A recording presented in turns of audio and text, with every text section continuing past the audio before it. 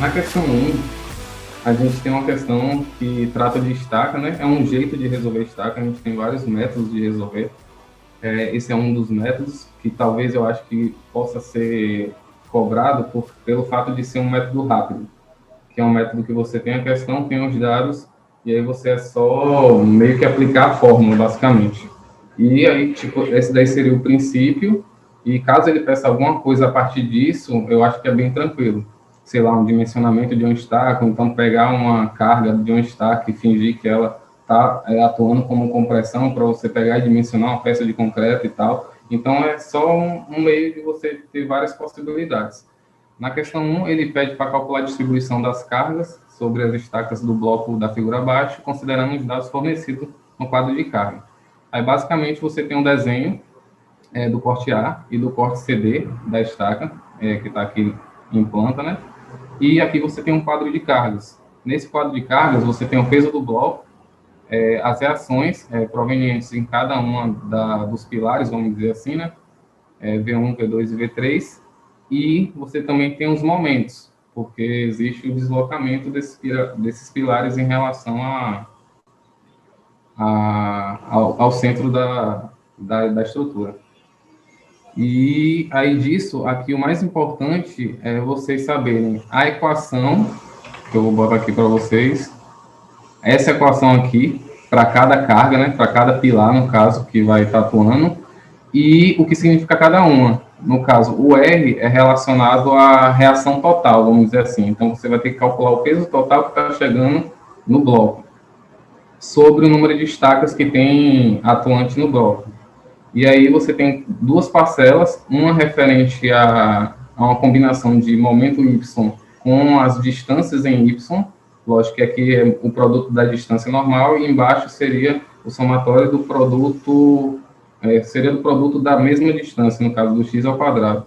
E, ao contrário, seria o momento de x também, vezes o produto de y, sobre o y ao quadrado, somatório de y ao quadrado.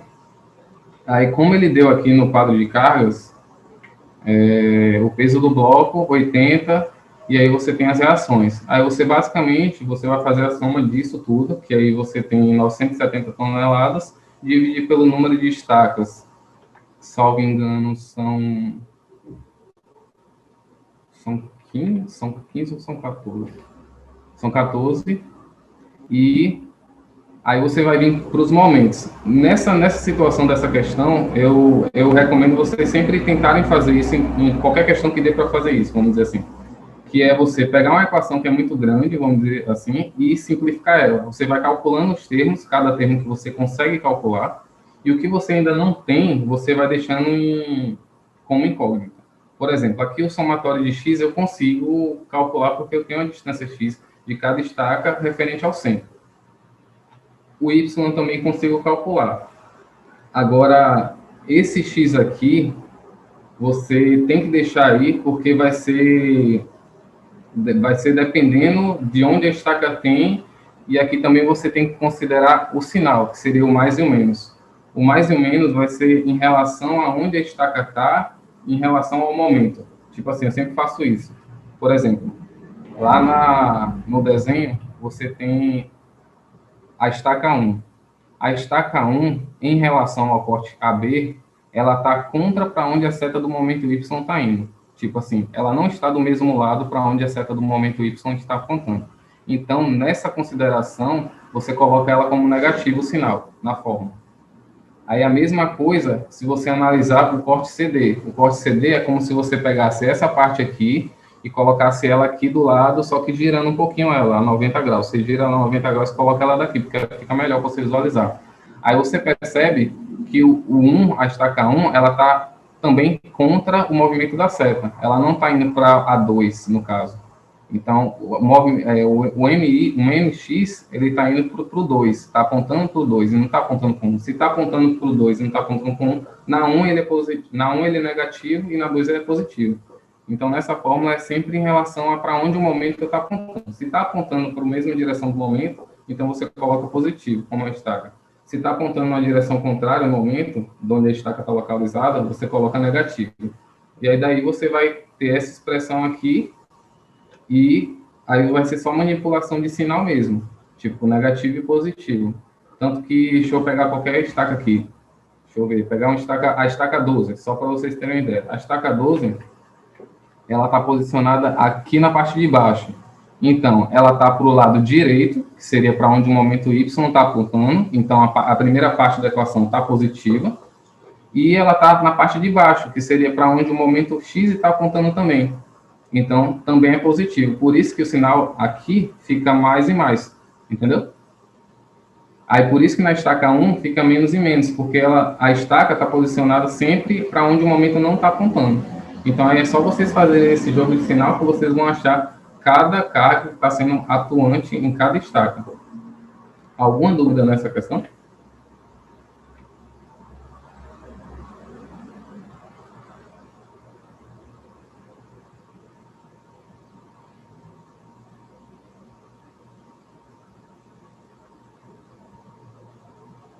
Pronto. Eu vou continuar. Na questão 2, a gente tem uma questão de aço, determinar a resistência de cálculo à compressão do perfil que ele deu aí, de aço, o ASTM A36, com comprimento de 3 metros, sabendo que suas extremidades são rotuladas, aí tem que saber aquelas condições de apoio lá da NBR 8800, e que há contenção lateral impedindo a flambagem em torno do eixo Y. Beleza, essa é a primeira situação. É birrotulada e eu tenho uma contenção impedindo a flambagem em torno do eixo Y. E comparar com a resistência obtida com a situação em que não há contenção lateral, mantém-se o apoio birrotulado, só que agora não tem contenção, podendo flambar em torno do eixo Y. Então, primeira situação, eu tenho a contenção, segunda, eu não tenho. Aí eu tenho que comparar isso e apresentar a redução percentual da resistência da peça sem a contenção lateral em relação à peça com contenção. Basicamente é isso. Você vai calcular um ou outro e depois ver qual é a redução percentual em relação à resistência. E aí ele deu as tabelas, né? Que aqui é a tabela do fator dimensional x, eu acho que é um x grego, e também é referente ao perfil, todas as características referentes ao perfil de aço que ele mencionou na questão. Aí, indo para a resolução, primeiro a gente vai calcular o comprimento efetivo, né? Que continua 300, pelo fato de ser rotulado nas extremidades, então o Kzinho dele é 1, então não vai mudar. Aí também a gente pega na tabela as informações em relação ao raio de giração, em torno do eixo X, né? Porque está contido lateralmente no Y, que é 6,85. E aí a gente consegue encontrar o índice de esbeltez. Com o índice de esbeltez, que é o comprimento efetivo sobre o raio de giração, você pega 300 sobre 6,85, dá 43,80. E, pelo fato de ser um aço ASTM A36, isso daqui vocês podem levar, tipo assim, eles podem dar ou podem não dar. Porque existem duas relações, uma relativa a esse aço e outra relativa ao aço...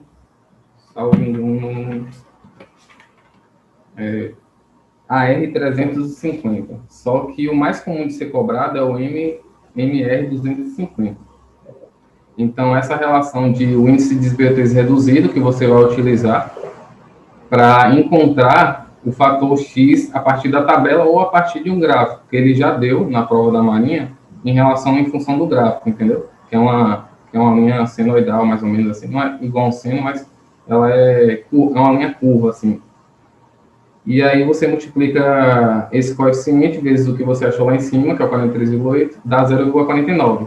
Vai na tabela que ele deu, 0,49, e acha. Tipo assim, às vezes não tem um valor que você tem, você pode fazer uma interpolaçãozinha, se você quiser também na tabela, para achar um valor mais preciso.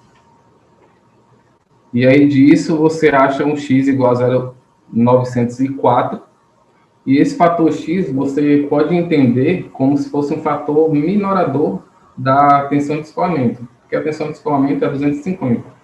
Então, como a gente faz projetos de qualquer coisa, tipo concreto, aço e tal, a gente sempre tem medo de calcular em situações limites, por exemplo, adotar a tensão de escoamento limite, vamos dizer, seja o 250. Então, a gente sempre tenta colocar nos cálculos alguma coisinha para minorar ou majorar alguma coisa. Nesse caso, eu estou minorando a tensão de escoamento do aço. Então, aí, em vez de considerar 250, com esse fator aqui multiplicador X, eu vou só considerar 226 MPa. E aí disso eu venho para a fórmula de resistência, que é a área bruta, vezes agora a nova tensão de escoamento, só que aplicado esse fator, né, que é o 226, sobre mais um coeficiente que vai ajudar a reduzir a resistência, que seria 1,10. Aí vai dar 982,1 kN. Por fim, também é uma verificação que ele deu lá na questão, deixa eu ver se ele deu aqui rapidinho. Não apareceu para vocês aqui. Eu peço desculpa em relação a isso, porque eu fiz essa modificação, só que, infelizmente, o PDF não foi modificado. Mas, tipo assim, isso daqui eu tinha dado na questão, não essa parte do cálculo, mas tinha dado que a mesa tinha que ser menor que 15,8 e que a alma tinha que ser menor que 42,1. Porque isso daqui é uma verificação da flambagem local. Por mais que ele tenha falado que não há flambagem global em relação à peça, vocês têm que verificar também se há flambagem local, porque senão, se acontecer a flambagem local, aí vai entrar mais outros fatores, mais outros cálculos, mais outros parâmetros para você calcular, entendeu? Como aqui não há flambagem local, não há necessidade disso, porque com os dados que você tem lá na tabela do perfil do aço, aí você consegue encontrar esses valores, que é só, tipo, espessura da mesa, comprimento da mesa, e aí vocês conseguem achar que é 6,6, que é menor que 15, e que é 17,2, que é menor que 42. Pronto, passou, não há flambagem local, então não precisa se preocupar em relação a isso. E aí, na letra A, você já achou a resistência, que é 982, quando há contenção lateral, e na letra B, você vai considerar ela sem contenção lateral. Então, ela pode flambar em torno do eixo Y, que aí, nesse caso, aqui só está errado em relação à nomenclatura, porque aqui é em relação ao raio de giração em torno do eixo Y, e aí fica 3,84, 300 sobre 3,84, que aí já vai mudar o meu índice de esbeltez, que é 78,13. E aí disso você vai aplicar as mesmas fórmulas, que aí vai vir um índice de esbeltez reduzido, que você vai achar 0,88, e aí vai lá na tabela que ele deu e vai achar um X de 0,723. Com esse X de 0,723, você vai achar o quê? Uma tensão de escoamento menor do que a tensão de escoamento normal dele, que é 250, né? Vai achar uma tensão de escoamento de 180,75 MPa. Espera aí, o chat aqui. Ah, tá, na prova apareceu, beleza, pensei que não tinha aparecido. Graças a Deus. Aí na resistência, você vai aplicar a mesma fórmula, só que agora você percebe que, em relação ao eixo Y, a tensão aqui que a gente está usando, ela vai ser bem menor. Então, vai dar uma resistência bem menor, que vai dar 785,44 kN. Você percebe que o eixo Y é o eixo mais perigoso para a gente, porque ele é o mais ele tem a menor resistência em relação ao outro eixo que a gente calculou na letra A. E aí, a diferença, você vai pegar a diferença da letra A e fazer, tipo assim, a resistência da letra A menos a resistência da letra B sobre a resistência maior, né? Para você saber qual foi o percentual de resistência que diminuiu, ou que um tem em relação ao outro. Então, a gente percebe que a resistência da peça sem contenção é 20% menor em relação à peça com contenção. Então, essa é a resposta que ele queria. Qual é a porcentagem de redução de resistência que você tem em relação ao outro? Alguma dúvida nessa questão?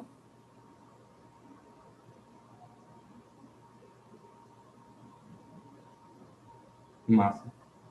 Vou seguindo. Qualquer coisa, fala aqui no chat que eu dou uma olhada.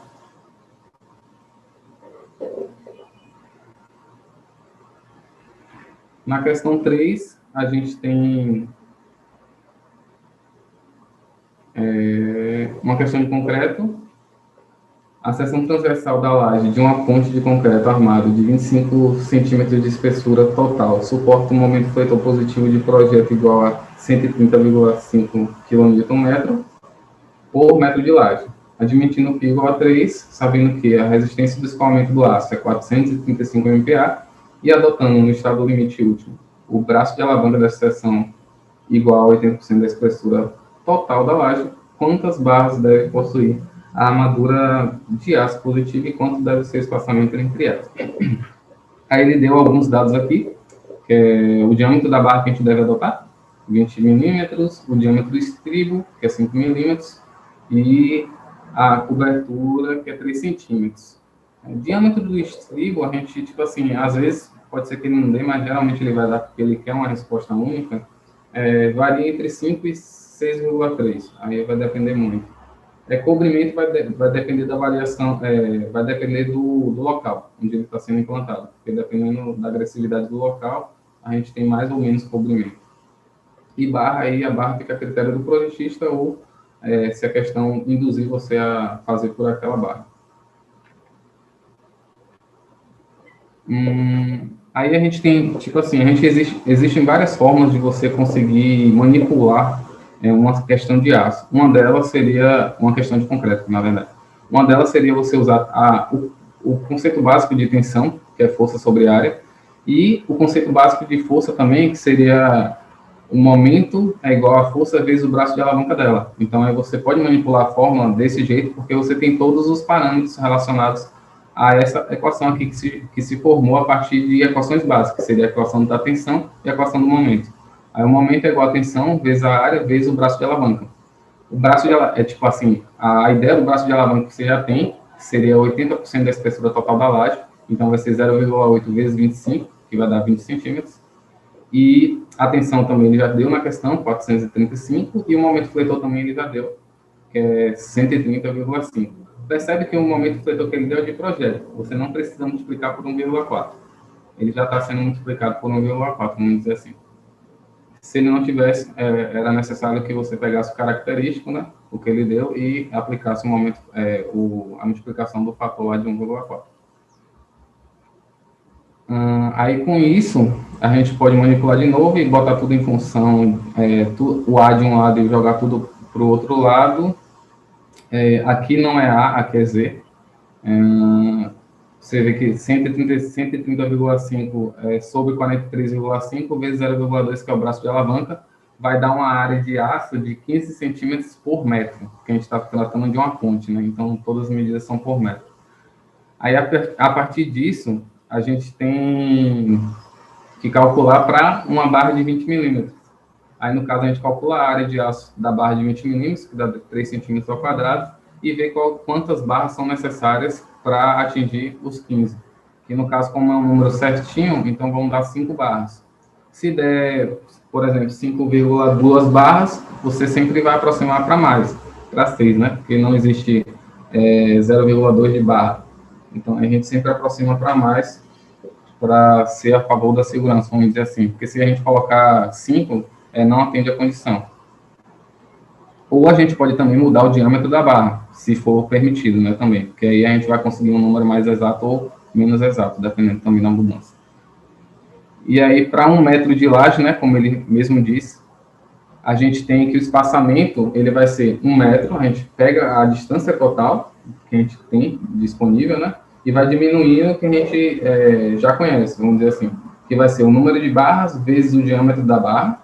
Então, a gente vai colocar 5 vezes o diâmetro da barra, 2 vezes os estribos, porque o estribo, ele enlaça a armadura, então ele passa de um lado e do outro, então vai ser 2 vezes que a gente vai contar o estribo, do lado esquerdo e do lado direito, né?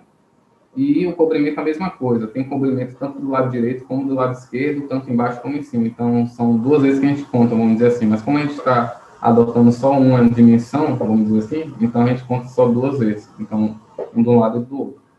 E aí, portanto, a gente aplicando todos os valores que a gente já tem dado na questão, a gente acha um espaçamento de 20,75 centímetros. Que aí a gente tem 5 barras de 20 milímetros espaçado a cada 20,75 centímetros para uma faixa de 1 metro. Então, a cada metro a gente vai ter esse sistema disposto durante a laje da ponte. Alguma dúvida nessa questão?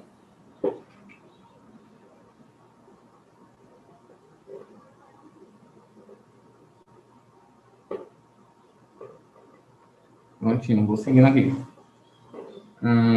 Questão 4 é uma questão de linha elástica.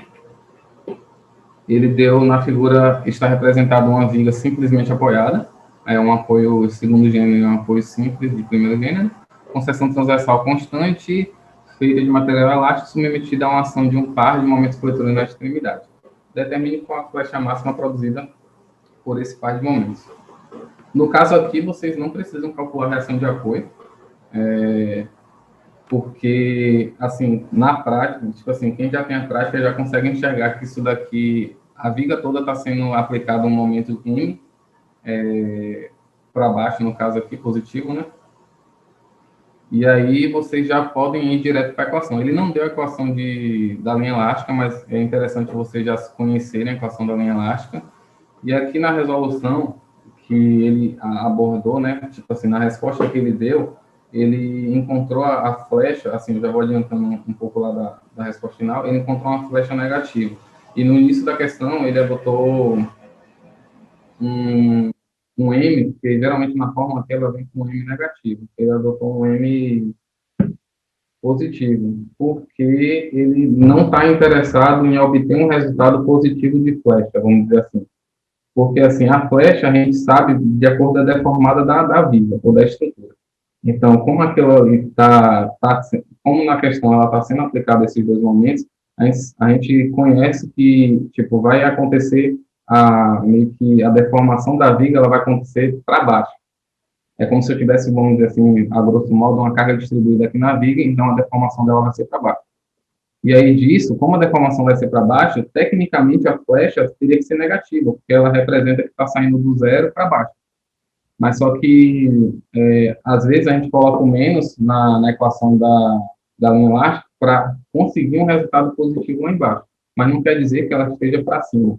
Quer dizer que só está positivo o valor lá. Quer dizer que só, tipo assim, eu quero que venha só o positivo para não confundir vocês, mas vocês sabem que a flecha está embaixo. Ela está para onde a deformação da viga está acontecendo. Então, aí, todo mundo também, acho que já deve estar cansado de saber que, tipo, a partir da equação da linha elástica, eu pego e integro duas vezes. Na primeira integral, eu vou obter a rotação ou a inclinação, dependendo se você vê como derivada ou como um ângulozinho que está lá entre a deformada e a viga normal. E aí eu tenho que aparece um coeficiente C1, né? Que eu não sei quem é, que eu vou ter que descobrir, geralmente. E a partir da segunda integração, eu tenho a flecha em si, que seria esse deslocamento em algum ponto durante a viga. E aí aparece um C2, que seria outra constante. E aí, para determinar as constantes, eu pego e tenho que olhar as condições de apoio. Como essas condições de apoio são mais tranquilas, tanto no apoio da direita como da esquerda, o deslocamento é zero. Então, a flecha vai ser zero nos dois, né? E aí eu consigo achar C2. Geralmente, C2 nessas questões são zero. Só que acontecer alguma particularidade que induza que o C2 não seja zero, como algum deslocamento, alguma coisa do tipo. Mas, geralmente, C2 é zero. Então, como C2 é zero, aí eu já posso partir para quando x for igual a L. Quando x for igual a L, o deslocamento vai ser zero no apoio, né? A flecha vai ser zero, mas só que eu não posso zerar essa parte daqui porque está sendo igual a zero. Então, eu vou conseguir achar C1 porque o C2 já tá implícito aqui que já é zero. E aí o C1 vai dar menos M, ml sobre 2. E com C2 sendo ml sobre 2, eu consigo encontrar as equações prontinha já. É só aplicar o C2 em todas as equações. Aí eu tenho a equação relacionada à inclinação, que seria a primeira integração, né? E a equação proveniente da segunda integração, que é a equação da flecha. Aí, com isso, a gente tem que determinar onde é que vai ser a flecha máxima. A flecha máxima, ela acontece aonde? Quando a inclinação for dupla.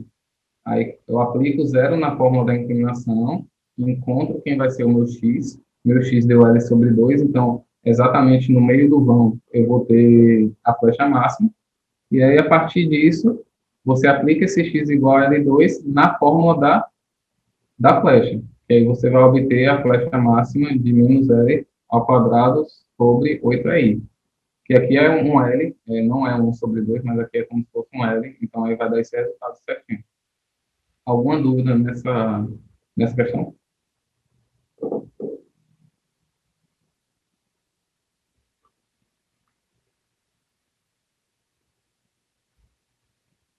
Prontinho. Seguindo aqui para a questão 5, a gente tem a questão de areia movediça, né?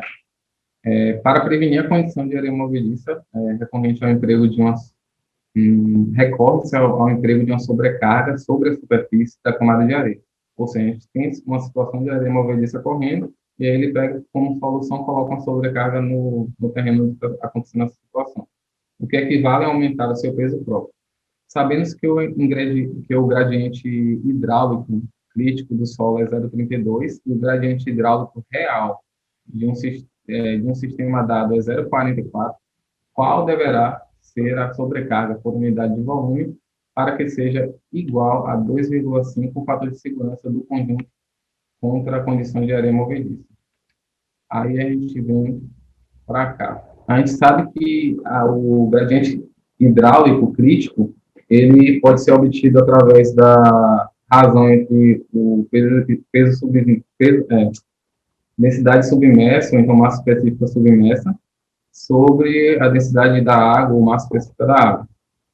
E aí, a gente pode manipular a fórmula da seguinte maneira. A gente pega e passa isso daqui para cá multiplicando, e a gente tem que o submerso é igual à multiplicação do crítico, né, do gradiente hidráulico crítico, vezes a massa específica da água. Só que a gente não tem a situação de só o peso submerso do solo, senão isso já implicaria que estaria acontecendo o gradiente hidráulico, a areia movediça. A gente quer que isso não aconteça adicionando uma sobrecarga. Aí, como a gente vai adicionar sobrecarga? A gente tem que o peso submerso da nova situação, por isso que tem esse índice crítico linha, vai ser mais a sobrecarga. Então, isso daqui é uma situação que eu não conheço. Tipo assim, eu não conheço o índice crítico que ele está colocando aqui. Por isso que eu posso adicionar o P aqui. Na situação normal eu conheço, mas só tem um submerso. Aí aqui a nova situação eu vou adicionar uma sobrecarga junto ao peso submerso que já tem, a massa específica submersa que já tem lá. E aí disso aqui é só uma questão de manipulação de equação mesmo, para lá na frente ter variáveis que a gente possa usar. A gente divide todo mundo como se fosse um MMC pela massa específica da água, e a gente encontra essa equação aqui, que seria o novo índice, ou gradiente hidráulico crítico, né? Sobre o gradiente hidráulico crítico normal, mais o peso sobre a sobrecarga, né? Sobre o peso específico da água. E aí a gente aplica o fator de segurança que ele deu, né?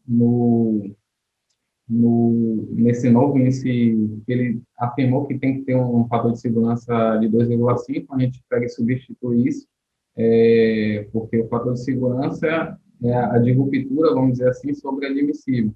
Então, ele tem que ser 2,5 do gradiente hidráulico que vai ocorrer. E aí, disso, a gente tem que fica 2,5 vezes o gradiente hidráulico, vezes o outro gradiente hidráulico, o crítico, mais a sobrecarga sobre o da água. E aí, o gradiente hidráulico do sistema é 0,44, o gradiente crítico do solo mesmo, da areia movediça, é 0,32, e só falta a sobrecarga aqui para a gente encontrar, porque o da água é 10. Aí, com isso, a gente acha 7,8 vezes, ou 7,8 kN sobre metro cúbico. Alguma dúvida nessa questão?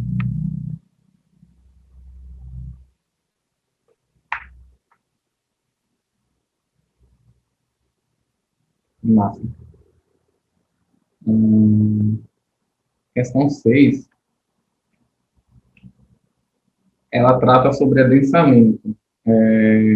Uma amostra de argila com 23,7 milímetros de espessura, drenada por ambas as faces. Isso é importante, porque vai influenciar, porque às vezes ela é drenada por uma face só e às vezes drenada pelas duas faces. Nesse caso, vai ser pelas duas faces. Atinge 30% do adensamento em 11 minutos. Determine o tempo que a mesma leva para alcançar 50% de adensamento. E aí ele deu meio que essa equação mais fácil, porque existem gráficos e existem tabelas que relacionam o grau de adensamento, que seria o U, com o T, né? Que seria o tempo que ela leva para adensar. E aí a gente tem aqui na questão 6, que como eu mesmo falei lá no iniciado da questão, existem duas situações, uma que ela é drenada pelas duas faces e a outra que ela é drenada por uma face só.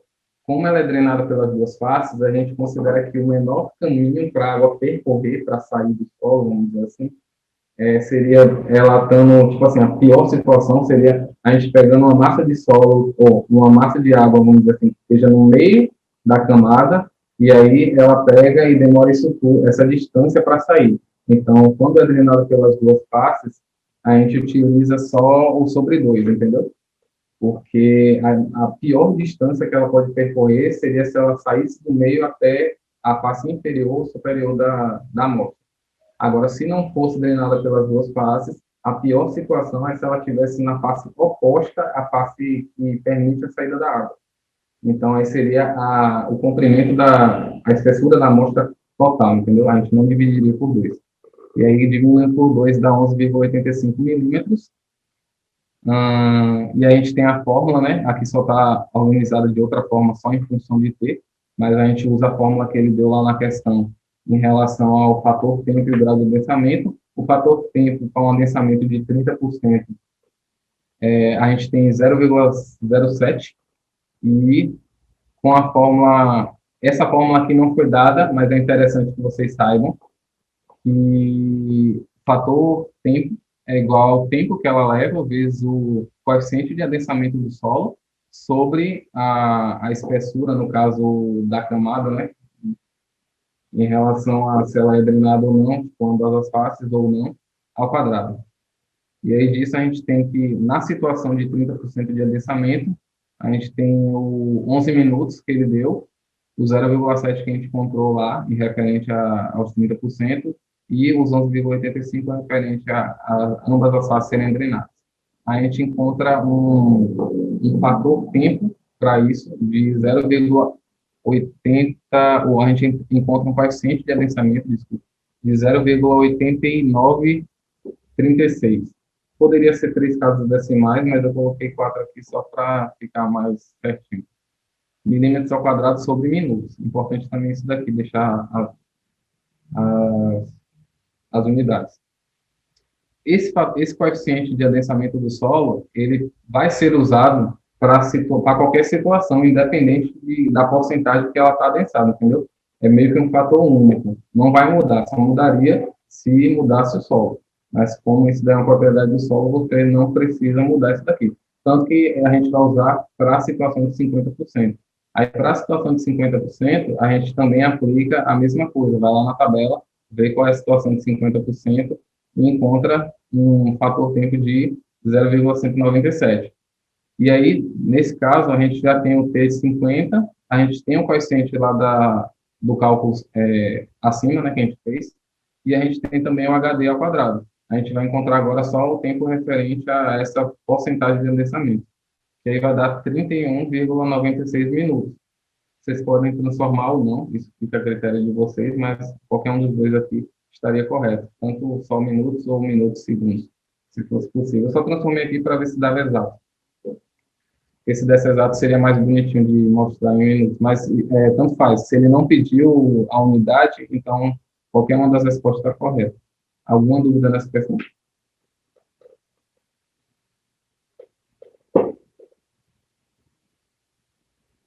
Não entendo.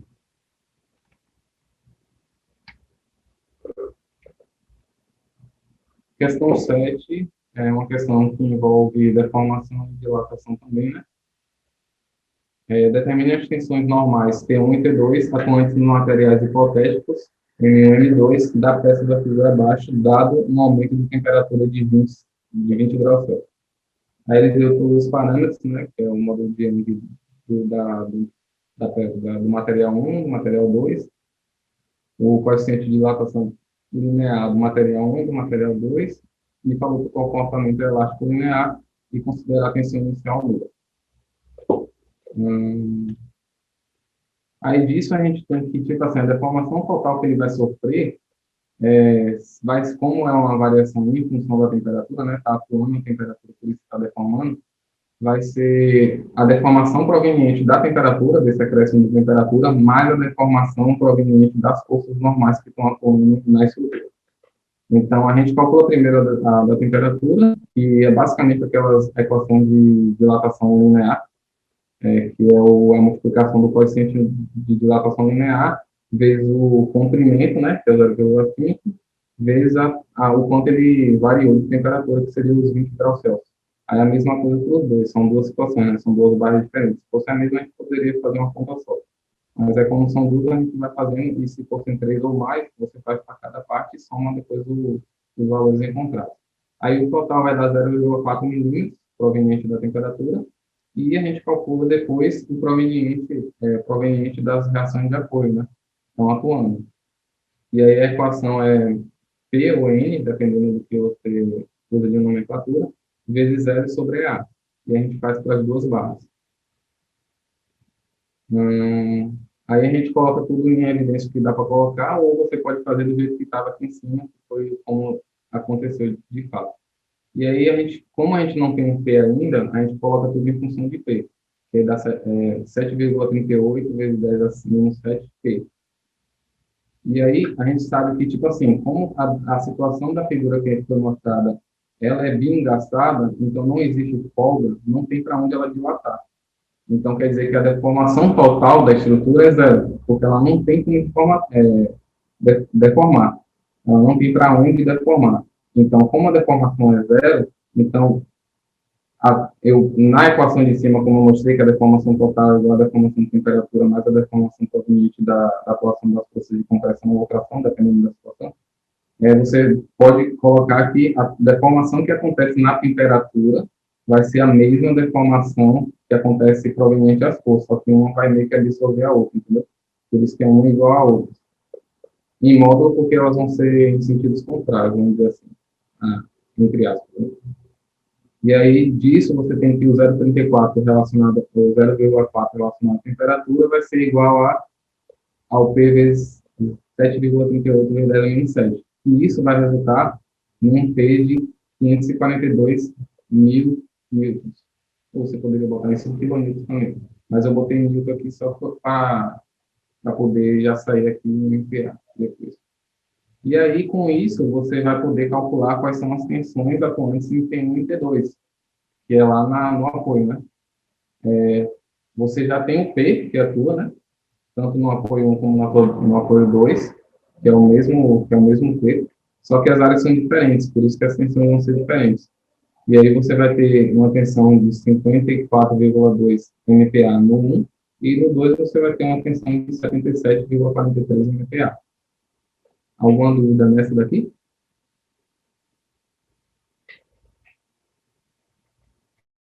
Massa. Questão 8. Na questão 8, a gente tem uma questão de aço, nunca caiu. Até acho estranho, porque, tipo assim, é uma questão tecnicamente fácil, pode ser uma questão que gere dúvida depois, dependendo do perfil que ele coloca de aço. Porque pode ser um perfil em cantoneira, que é um pouco mais complicadinho em relação a você adotar o que você vai adotar, mas é uma questão interessante porque está dentro do edital também, e ainda não caiu. Duas chapas de aço, né, de 28 centímetros por 20 milímetros, são emendadas por transpasse. Parafuso de D igual a 20 milímetros, sendo os furos realizados por função. Calcula esse esforço resistente de projeto das chapas, admitindo que elas sejam submetidas a uma tração axial. Aí ele deu as observações, deu a de escoamento e a de ruptura, que é 250 e 400 MPa. Manda desprezar a excentricidade introduzida pela ligação de transpasse, consumidamente de sua tração, e ele mandou considerar aquela folga, né, tipo, os efeitos relacionados ao funcionamento e à folga do parafuso de 3,5. Isso daí você vai adicionar ao diâmetro do furo. E ele deu a figura também, poderia não dar os caminhos, ele optou por dar os caminhos, então, às vezes ele pode não dar os caminhos e querer que você saiba qual é o melhor caminho a ser adotado aqui. E aí, no caso aqui, ele já deu, que seria o caminho 1, que seria esses dois parafusos, seria o caminho 2, considerando esses 4 parafusos, com as devidas inclinações, né? E o caminho 3 seria considerando meio que esse triângulozinho, né? E aí aqui tem o milímetro, os espaçamentos entre cada furo, tanto horizontal como vertical, e um pouquinho da disposição dele, que é relacionada às forças de tração que estão atuando nele. Aí disso a gente vem para a resolução. A primeira coisa que a gente faz numa questão dessa é calcular a área bruta, que é uma coisa bem tranquila, 28 vezes 2, 56 centímetros quadrados. E aí depois a gente vai para a área líquida, né? A seção líquida, vamos dizer assim. E aí a gente vem para as duas situações, né? Quer dizer, para as três situações. A primeira situação líquida é a gente considerar a área bruta de 56 e tirar esses dois furos, considerando também o que ele deu aqui de 3,5. Então, a gente vai ter que, em vez de ser 2, vai ser 2,35, por causa dos efeitos de funcionamento e o efeito de folga lá do parafuso. E aí vai ser 28, né? Quer dizer, 56, desculpa, aqui é 56, porque não tem como dar 46. Vai ser 56 diminuído dessa condição do furo, que é duas vezes o próprio furo.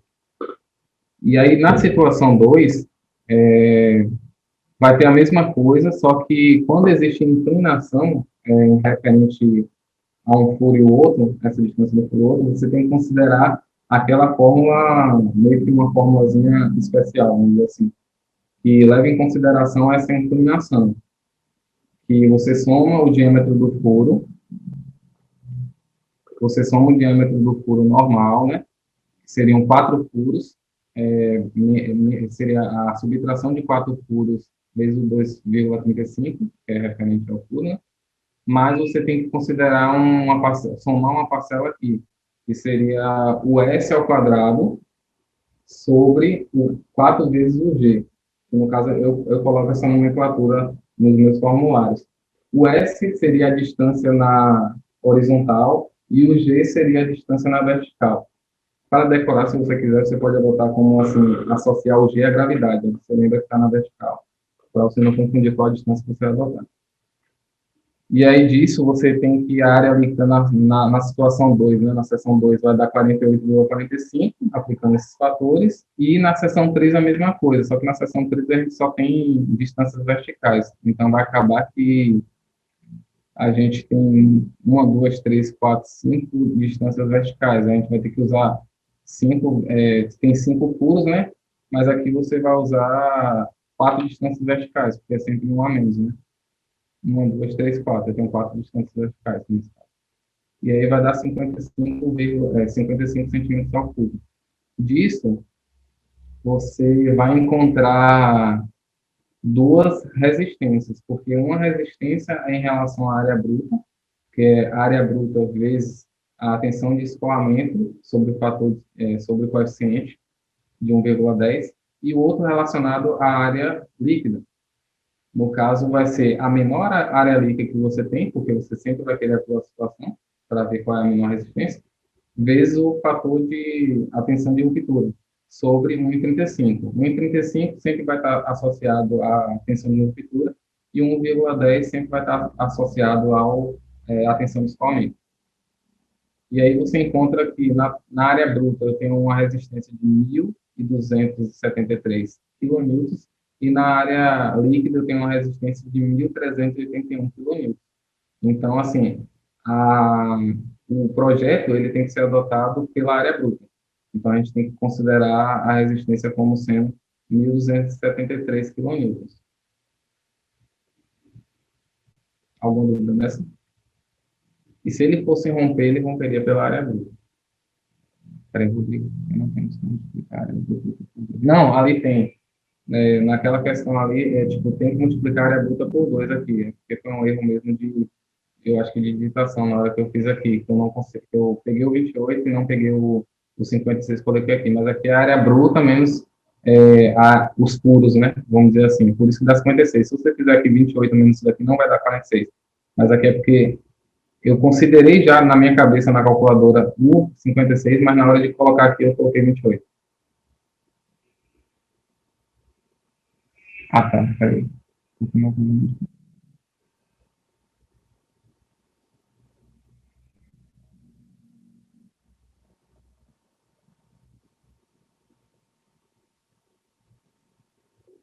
É porque a força aqui, por mais que sejam duas placas, tipo assim, cada reação N, ela vai estar atuando em uma placa só, entendeu? Então, a gente não precisa considerar as duas chapas, vamos dizer assim. A gente só considera uma chapa só.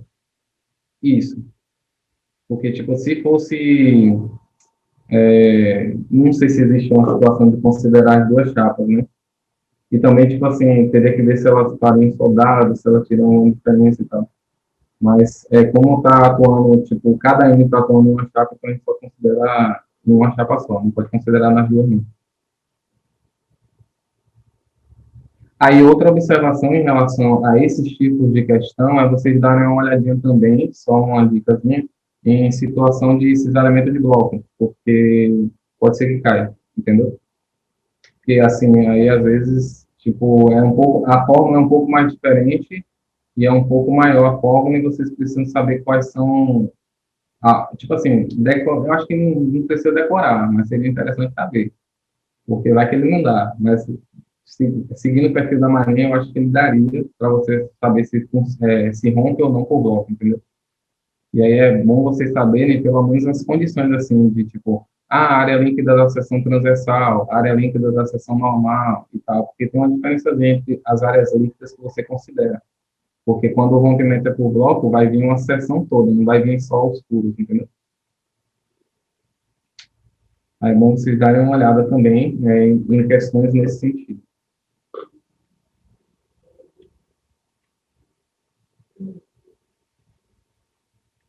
A questão 9 ela vem com paredes finas, né? Paredes finas, que é um assunto de ciclo que tem a ver com o ciclo de Moore, mas é um assunto aplicado do ciclo de Moore. Porque geralmente não vai cair ciclo de Moore puramente dito na prova, mas vai cair alguma situação aplicada que envolva o ciclo de Moore para você resolver, né? Apesar de estar caindo todo ano, pode ser que esse ano não caia, não se surpreenda se não cair, mas se cair para você é uma questão que você tem que acertar, vamos dizer assim.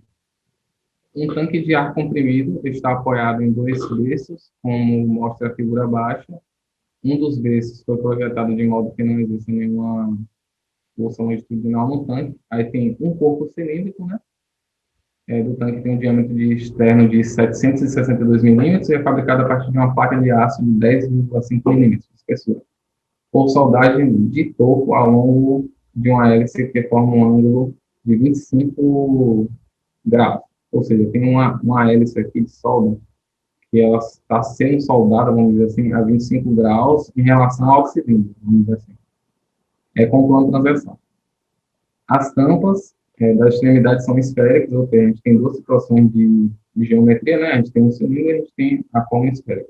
Tem uma espessura de parede uniforme de 8,5 milímetros. Aí, para a pressão manométrica interna de 1,6 MPa, determine a tensão normal e a tensão de cisalhamento máximo nas tampas esféricas e na bele, que é as tensões em direções perpendiculares e paralelas à soldagem. Aí, beleza. Na tampa esférica, a gente tem a noção que quando a gente fala de paredes finas, a gente tem que a tensão, tanto a tensão transversal como a tensão longitudinal, ela vai ser a mesma coisa quando a gente está se tratando de uma esfera. Quando a gente está tratando de um cilindro, vai ser um pouco diferente. Mas como a letra está falando de esfera, vamos se atentar à esfera. Então, na questão ele deu a pressão manométrica que o tanque que está sendo exercida no tanque, ele deu a espessura de 8,5, e aí a gente vai pegar os 762 que ele deu, de diâmetro externo, e diminuir a espessura da parede, que seria 8,5 relacionado ao cilindro. E aí a gente tem 372,5 milímetros. Aí por que a gente divide por dois aqui? Porque a gente considera dois lados, né? Tipo assim, 762 de diâmetro externo, então a gente está dividindo por dois porque a gente quer o raio, né, no caso. E aí disso, a gente tem que a tensão é igual a tensão 2, que é igual à pressão manométrica vezes o raio sobre duas vezes a espessura. E aí disso a gente tem que a tensão 1, tanto a tensão 1 como a tensão 2, dá 35,06 MPa. A tensão máxima, se a gente fosse desenhar um círculo de mol, ela daria exatamente a metade da tensão 2. Mas, se vocês, tipo assim, sentirem mais vontade, vocês podem pegar e levar consigo que a tensão máxima é P vezes R sobre 4T. Mas eu prefiro não decorar isso daqui e adotar como tipo, tensão máxima numa situação de corpo cilíndrico ou de corpo esférico, vai ser a metade da tensão que eu achar, tanto a 1 como a 2. E aí vai dar 17,53 MPa.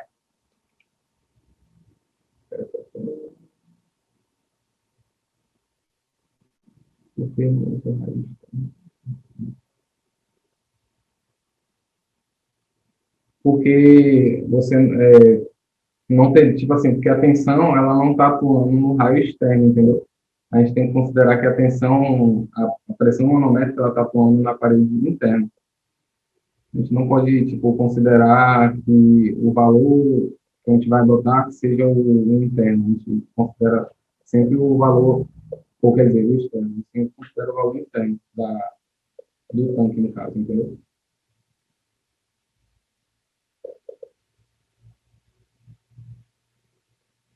A gente sempre, tipo, usa aonde a pressão está atuando. Se ela estivesse atuando, se a gente considerasse, sei lá, um líquido que estivesse comprimindo o tanque, numa situação, vamos dizer assim, de submarino, né? Submarino, mais ou menos essa situação, né? Que você tem um líquido fora, comprimindo o submarino, aí você joga pressão dentro de ar para que ele não seja comprimido de acordo com a profundidade que ele vai atuando lá. Aí seria essa situação, aí você poderia usar talvez o diâmetro externo, mas eu nunca parei, tipo assim, eu nunca vi uma questão que envolvesse isso, entendeu? De fora para dentro, sempre geralmente de dentro para fora.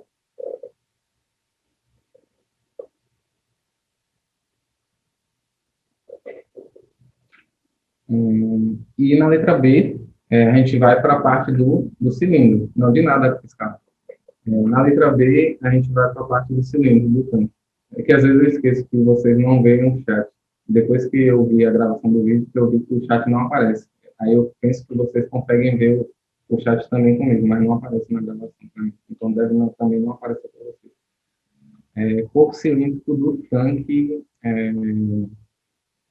Beleza. Na letra B, a gente vai achar as tensões em direção perpendiculares e paralelas à soldar.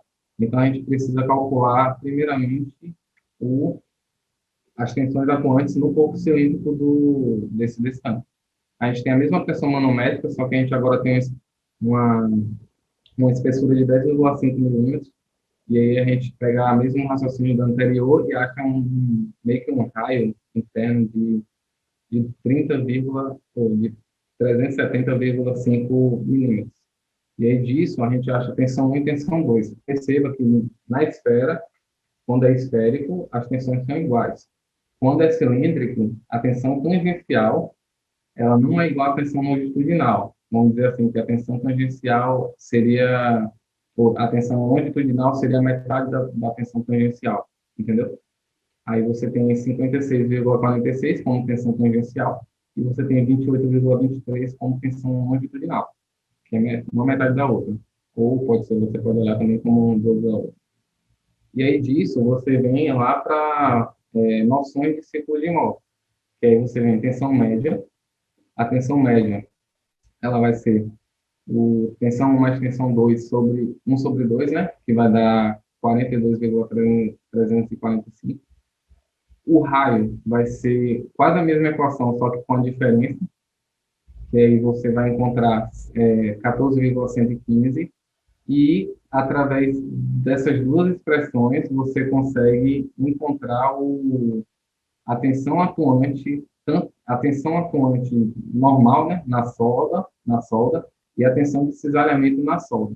Aí, uma explicação básica. Tipo, lá na figura, vocês percebem que ele dá um 25 aqui, né? E ele fala aqui no enunciado também que por soldagem de toco ao longo de uma hélice que forma um ângulo de 25 graus. Ou seja, Em relação ao cilindro, a seção transversal do cilindro, essa solda ela faz um ângulo de 25 graus. Então, para que eu tenha um ponto do círculo de mol que represente isso, eu tenho que pegar e inclinar. Vamos dizer assim, eu pego um ponto do cilindro e inclino ele na mesma inclinação da solda, para saber qual é a tensão que está atuando lá.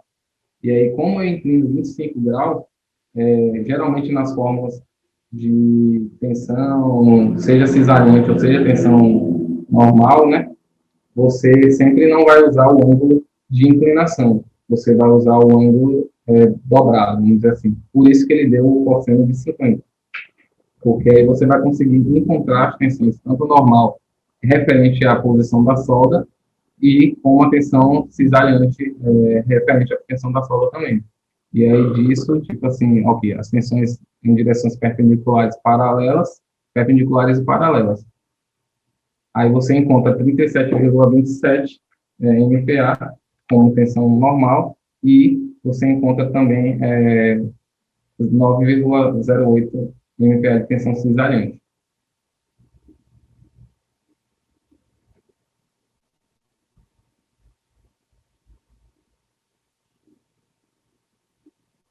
Nessa daqui, alguma dúvida em relação à tensão móvel? Rodrigo, ciclo de móvel sempre gira no sentido anti-horário.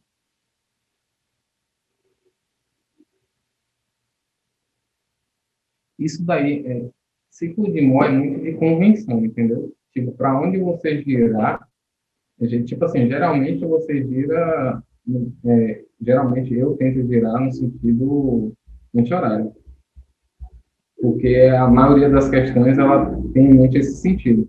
Mas isso é muito de convenção. Tanto faz você girar no horário como no anti-horário, só que aí vai mudar algumas considerações que você vai fazer. Faça o que você já está acostumado a fazer. Eu não aconselho você mudar convenções agora, entendeu? Porque, independente da convenção que você fizer, vai dar certo, entendeu? Tipo assim, ciclo de mol é basicamente uma questão de convenção. E se você adotar uma convenção de início, vá com ela até o final. Porque se você for querer mudar ou for querer interpretar de outro jeito, mas você pode pegar o livro e querer entender assim, o que é que muda, mas só que você vai ver que vai dar o mesmo resultado.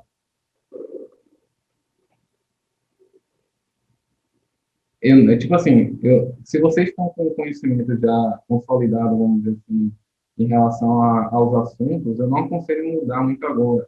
Tentar ver por outro. Assim, lógico que é interessante você ter várias situações e você analisar outra hipótese, ver a mesma questão por outro ângulo, porque às vezes pode ser que na resolução ajude bastante. Então, às vezes, encurte um caminho ou um tempo que você vai ganhar para outra questão. É interessante você ver. Agora, às vezes, quando você está lendo outro tipo de consideração, de condição, então de convenção, às vezes pode atrapalhar muito o seu raciocínio e te deixar inseguro. É isso que talvez seja perigoso, entendeu? Você tentar ver um novo raciocínio perto da prova. Então, se não é necessário, se esse raciocínio, vamos dizer assim, ele vai te trazer o mesmo resultado do raciocínio que você já tem consolidado na sua cabeça, não precisa você ir atrás desse raciocínio, entendeu? Só se for um raciocínio assim que te dê, sei lá, te ganhe 50% do tempo numa questão. Um raciocínio ultra mega espetacular que te faça ganhar 50% do tempo. Vale a pena dar uma olhada nesse raciocínio, porque tempo é questão e questão é aprovação, entendeu?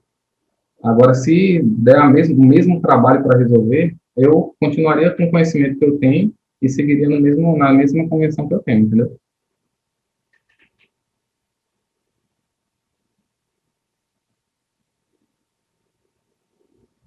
Passando um pouco para a questão 10, só bom, passando um pouco para a questão 10, a gente tem uma questão de transporte de terra, né? De movimentação de terra. É uma questão batida. Creio que já caiu uma questão dessa, na prova da Marinha, só não lembro o ano.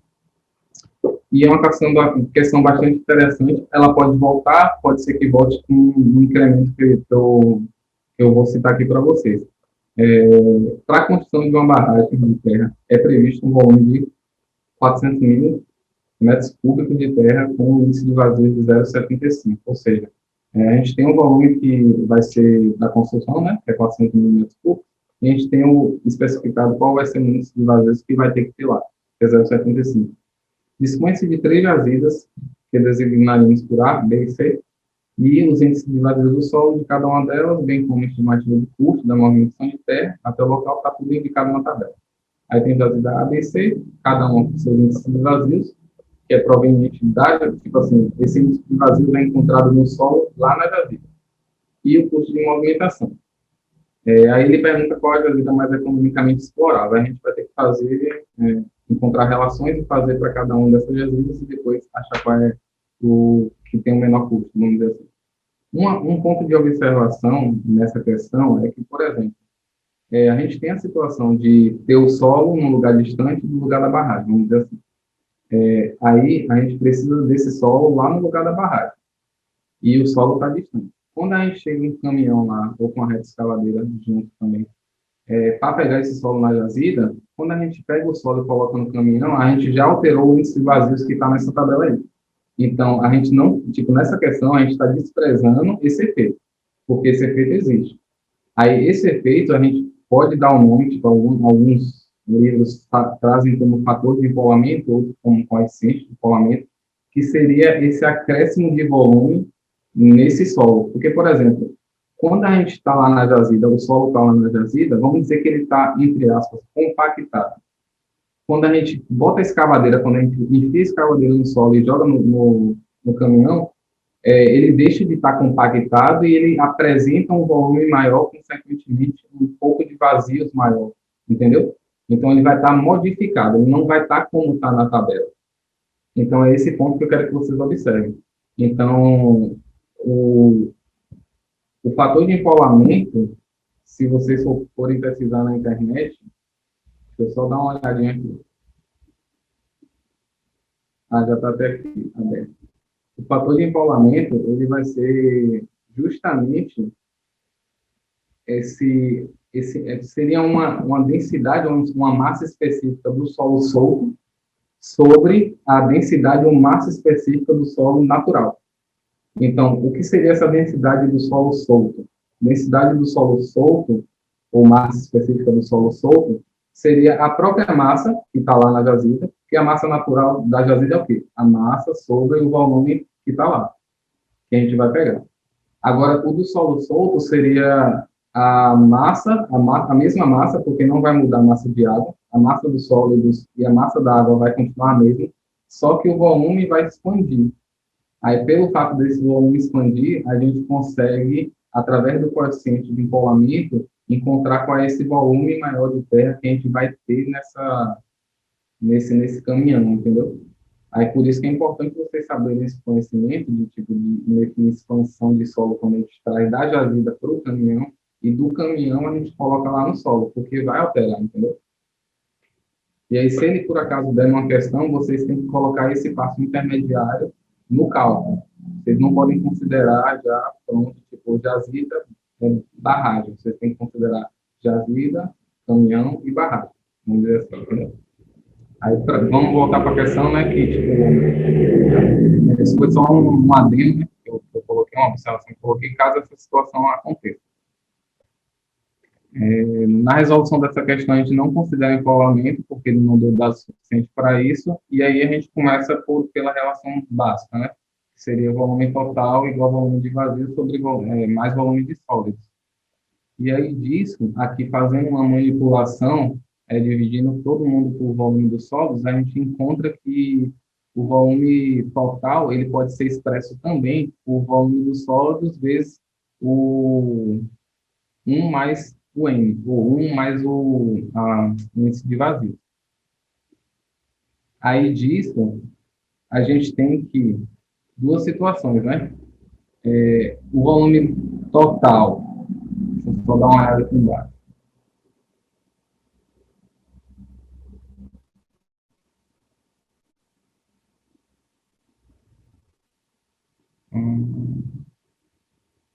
Bom, a gente tem que o volume total em relação ao que eu quero, que seria lá na barragem. Então, esse índice de vazio vai ser 0,75. e a gente tem o volume na jazida, tipo assim, o quanto de solo eu tenho que tirar da jazida para poder jogar lá na barragem e conseguir preencher com o volume que tem lá na barragem, que é 400 mil metros cúbicos, e com o índice de vazios que tem que ter na barragem, que eu vou alcançar ele a partir de uma compactação. Aí, manipulando essas fórmulas aqui, colocando uma sobre a outra, eu consigo encontrar uma relação entre elas, que seria o volume que eu vou ter que extrair da jazida, esse V''T, com o volume total que eu vou ter que ter, né? E aí aqui o índice de vazios que eu tenho lá na jazida sobre o índice de vazios que eu vou ter que ter lá na barragem.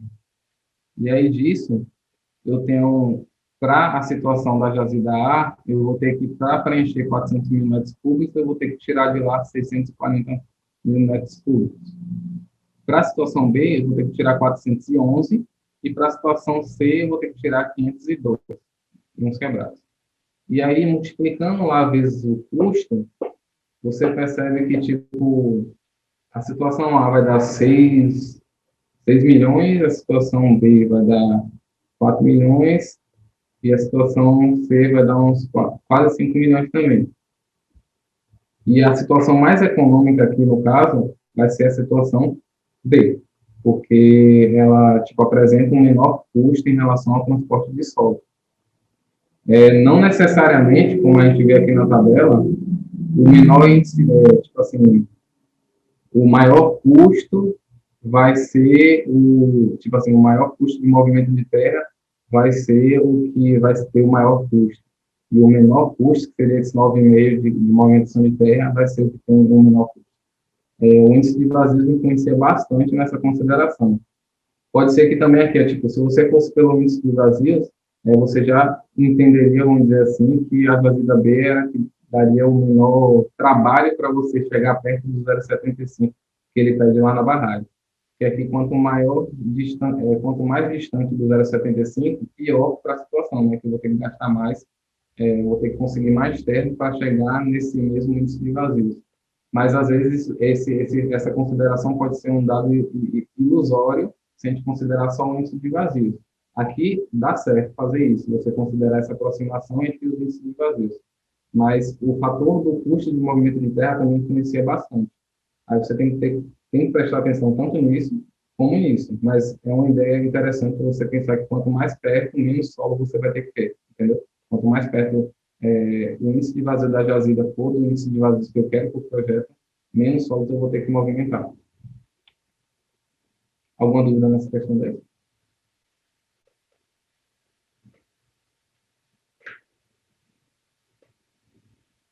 Enfim, então, tipo assim, eu quis trazer as questões que eu não trouxe nos outros simulados, né, no 1, 2 e 3, aí eu quis trazer o máximo possível aqui, e assim, só um assunto assim que não foi batido no simulado, mas só que vocês têm acesso às questões lá no banco de questões do desafio diário, é só vocês darem uma olhada lá nos assuntos de estruturas, que seria do método das forças. Aí vocês podem dar uma olhada lá, e tem várias questões relacionadas ao método das forças, porque pode ser que apareça. Sei lá, não aparece faz um tempinho já também. Então, aí vai que aparece de novo. A última vez que apareceu foi em 2008, e sempre está na edital, lá como um assunto, entendeu?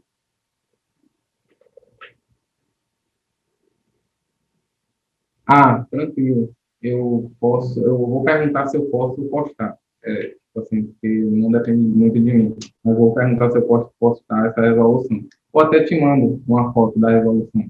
É melhor. E aí é mais tranquilo para mim. Mas só que ela já vai estar, eu acho que eu não sei quanto tempo demora para eles postarem a resolução, mas creio que não seja muito rápido, porque hoje de noite eu já posto tudo no Drive, aí a pessoa que coloca na plataforma, eu não sei que horas ela posta. Eu não estou muito atento a isso, no caso, na plataforma. Eu não sei que horas vocês recebem a resolução, tanto a gravação dessa resolução, ou a gravação, ou o gabarito em si em PDF. Semana que vem não vai ter simulado. Esse daqui seria o último simulado, simulado 4. Aí qualquer dúvida que vocês tiverem em relação à questão que vocês verem em algum livro, alguma coisa, vocês podem me perguntar. A gente escolheu não ter simulado durante essas 2 semanas para poder vocês meio que treinarem, treinarem os seus próprios resumos, assim, vocês olharem seus resumos, ver o que está batido e tal, dar uma analisada, olhar as questões que vocês acham interessantes para que vai cair e tal. Porque, assim, a gente apresentou aqui 4 simulados. São 4 simulados que possuem 40 questões interessantes que podem cair.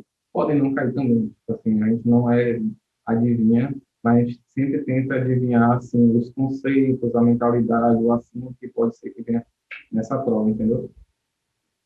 Material bom para só, não, para carga móvel, para carga móvel. Carga móvel, eu indico o IT. Não sei se vocês já tiveram contato com um livro de análise estrutural que o autor se chama Lee. Esse livro é interessante para carga móvel, linha de influência e tal. Mas é assim, cuidado para não se perder na hora de estudar, porque não cai assuntos relacionados à fonte, mas cai relacionado à carga móvel. Aí, tipo assim, esse livro você já vai ter uma base de linha de influência, aí você pode estudar um método lá, que eu esqueci o método, começa com B, a pessoa que fez o método, é um nome estrangeiro, mas tem um método lá que você calcula a linha de influência e a partir da linha de influência você consegue aplicar a carga móvel. Mas eu acho que não vai cair essa parte de linha de influência, mas é um conceito até interessante para saber. Mas não seja preciso para essa prova. E tem um livro de FIFA, né? O F-File, alguma coisa assim, que é um livro de fontes também. Que aí é um livro de capa verde, não sei como se você tem acesso. Eu jogo no grupo o nome do. Quer dizer, eu jogo no grupo a capa do livro para vocês. Quer ver? Eu tenho até aqui. Deixa eu só entrar aqui no computador rapidinho. Para vocês darem uma olhada. Esse livro aqui, ó.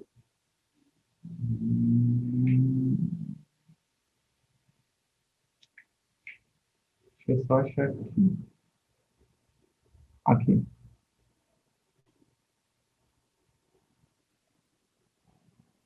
Essa capa aqui, ó.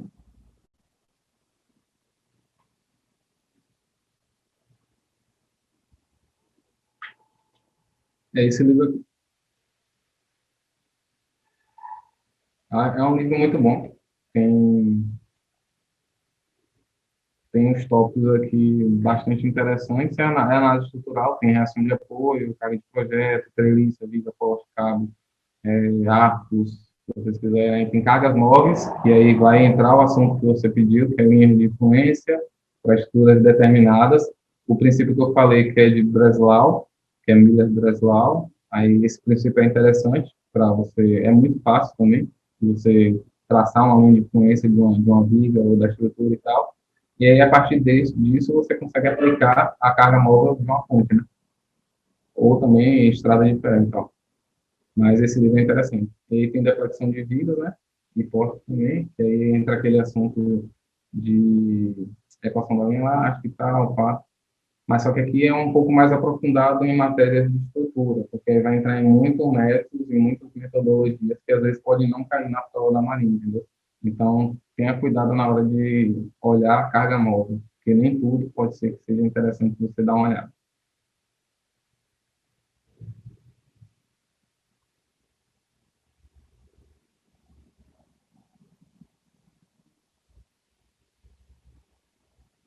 Hum, a parte de escolha de fundação, tenho dificuldade em saber qual é a melhor. Assim, em relação à escolha de fundação, a primeira coisa que você tem que ter em mente são as características da fundação que você está escolhendo. Então, é bom você bater no ponto de, tipo assim, eu tenho que saber quais são as vantagens e desvantagens de cada estaca ou de cada fundação.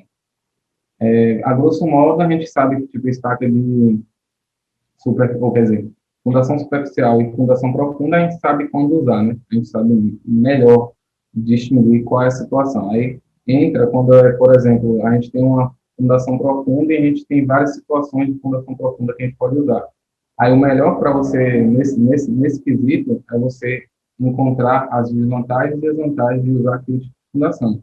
Então, eu me atentaria a decorar ou ou a meio que entender também, tentar fazer algumas correlações, né, de qual seriam as vantagens daquela estaca e quais seriam as desvantagens. Coloque isso em tabela.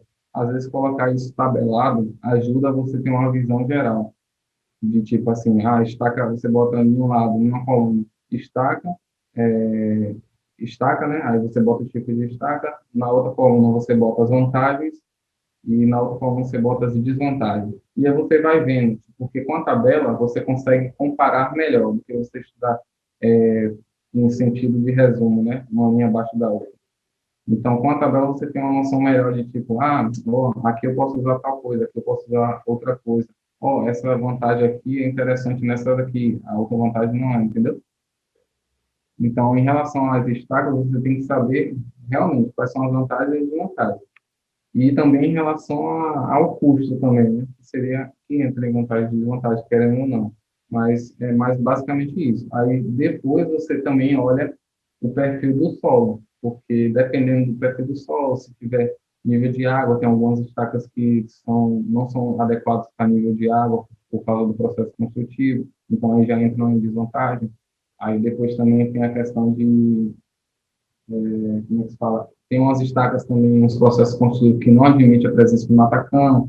Aí também tem a questão do terreno, se o terreno permite o deslocamento de máquinas de grande porte, se não permite, se tem edificações vizinhas, se não tem. Então, tem vários fatores que você tem que considerar e colocar isso.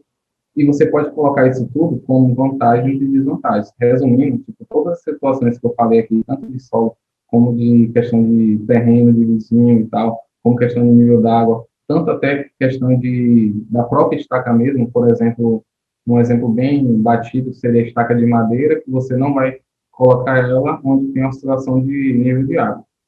Ou você coloca ela onde não tem água, ou você coloca ela onde ela é toda submersa, tipo, meio que para sempre, vamos dizer assim. Porque aí você não vai ter o efeito negativo de perder a resistência na estaca de madeira, entendeu? Aí você coloca isso como uma observação na tabela. A mesma coisa, eu acho que tem uma estaca, se não me engano, é a de hélice contínua, que você não pode fazer ela quando existe a presença de matacões, porque é perigoso, entendeu? Então, aí você também tem que colocar essas observações tudo em uma tabela para você meio que ir ficando na mente, caso ele pergunte isso, se ele apresentar um perfil, se ele apresentar uma situação, caso ele pergunte isso, você justificar.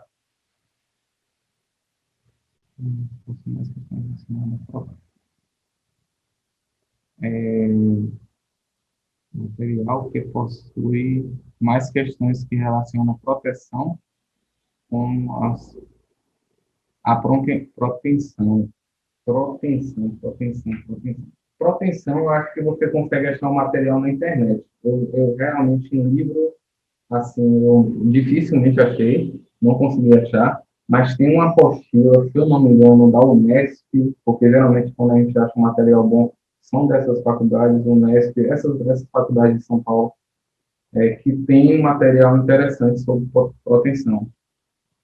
Tipo assim, ele vai ter mais coisa, vai ter mais coisa, vai ter mais assunto que mas vai ter as formas ou exemplos relacionados àquela questão que caiu na Marinha, bem antigamente. Não sei nem se cai até agora. Se cai por agora, porque eu não vi isso no edital, mas se você quer dar uma olhada em proteção, tipo, tem um material ou é Unesp, ou é Unesp, alguma faculdade de São Paulo, se você botar no Google o assunto proteção, você procura algum PDF de alguma faculdade de São Paulo, que você vai encontrar tanto o assunto explicado como exemplos sobre quando considerar o positivo, negativo e tal, que eu já achei quando eu estava estudando em 2018, eu consegui encontrar esse material. Só não sei se eu tenho aqui no computador ainda.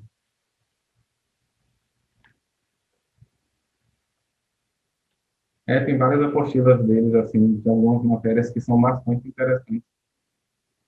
Assim, porque são diretos, não é prolixo em relação a alguns livros, são diretos e tem exemplos, porque às vezes o livro mostra o assunto e não tem muito exemplo e a gente fica sem saber como aplicar. Aí nessas apostilas da Unesp, geralmente tem a teoria e tem mais aplicações do que normalmente acontece nos livros.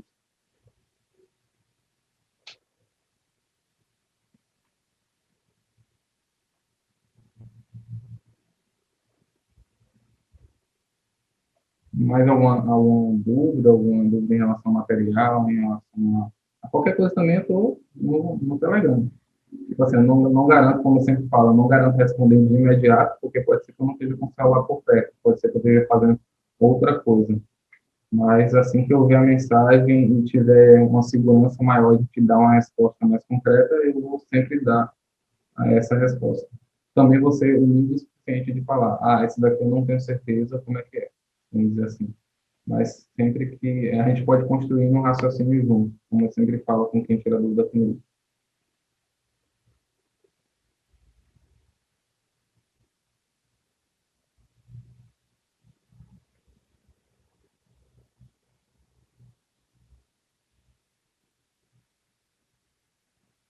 Prontinho. Então é isso, galera. Eu agradeço a presença de todo mundo que esteve aqui na resolução e aqueles que não tiveram também na resolução online, que eles vão depois ver com a gravação. Bom final de semana a todos. Só esse caso te mandando um bom final de semana para todo mundo, Ibrahim também, Laís também. E é isso. Faltam 2 semanas, está perto. Eu acho interessante, né, porque pelo menos vai acabar essa tensão, porque eu sei como vocês devem estar tensos para a prova, para que aconteça logo e meio que vocês fiquem um pouco mais tranquilos, mas vai dar tudo certo, como eu sempre falo. E se não deu certo agora, é por algum motivo, que a gente só vai entender depois.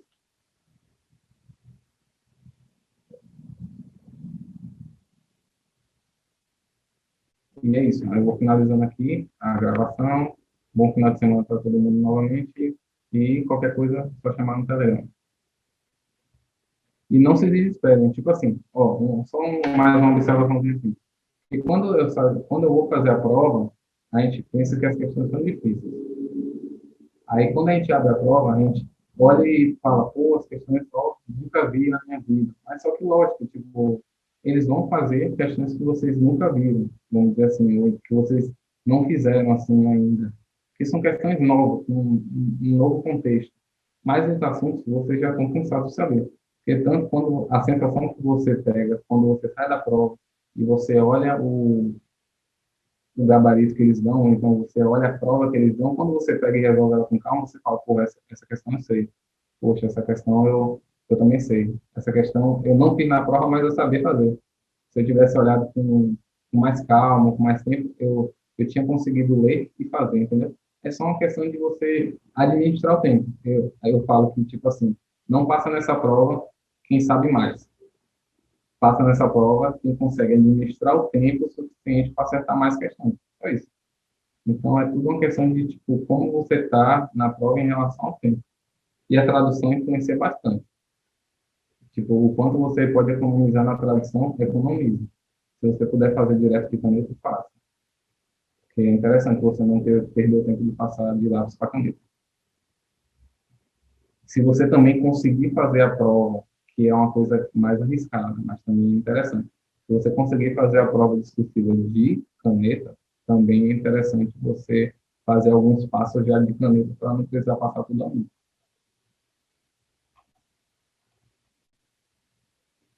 Porque, se eu não me engano, eles não consideram, não sei, tipo assim, não sei se eles consideram a resposta de candidato, mas eu acho que você não tem direito à reclamação, caso isso aconteça. Caso você deixe a resposta de lápis toda. Aí, na hora de você reclamar lá, de pedir vista da prova, você não tem direito a reclamar, vamos dizer assim, eu acho. Se eu não me engano, foi isso no concurso que eu fiz, não sei. Enfim. Vou encerrando aqui, galera. Qualquer dúvida, só me chamar no Telegram. Obrigado a participação de todos novamente. E é isso aí.